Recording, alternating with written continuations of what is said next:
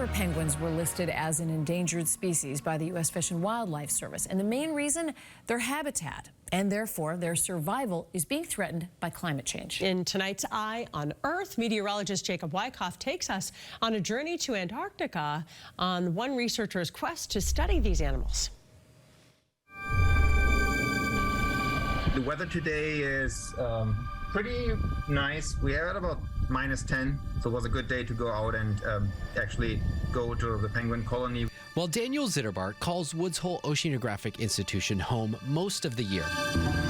7 days of travel and 5 flights later takes him to Atka Bay, Antarctica, a place so remote emperor penguins outnumber humans 160 to 1. All these birds, they tell us a story about the health of our environment. The emperor penguin is a sentinel for the state of the ecosystem of the Southern Ocean. They go out into the ocean and they swim and they forage and come back with the information about where did they go, how much food did they find, how are they doing. And if emperor penguins are doing bad, the ecosystem is doing bad. Not so much a canary in a coal mine, but rather a penguin in polar air, giving a pulse of the health of the Southern Ocean. Protecting the emperor penguin ultimately means protecting the Southern Ocean, and protecting the Southern Ocean means that climate change will happen slower. In recent years, the Southern Ocean has been called a sleeping giant, one that's starting to awaken.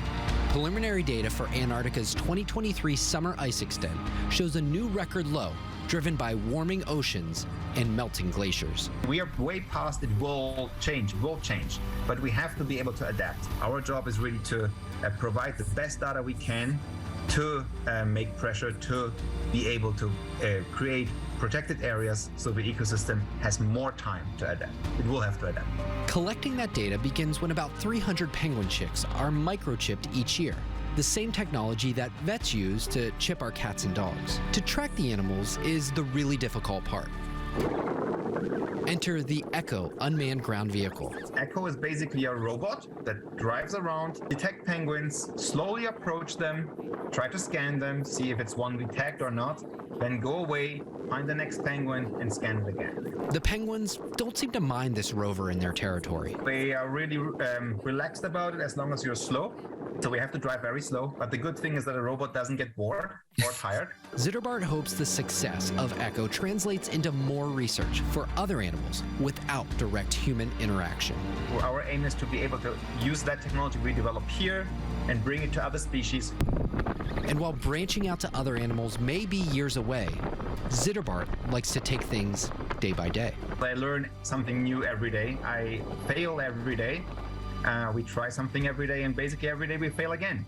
But we make tiny little baby steps, and those baby steps are very rewarding.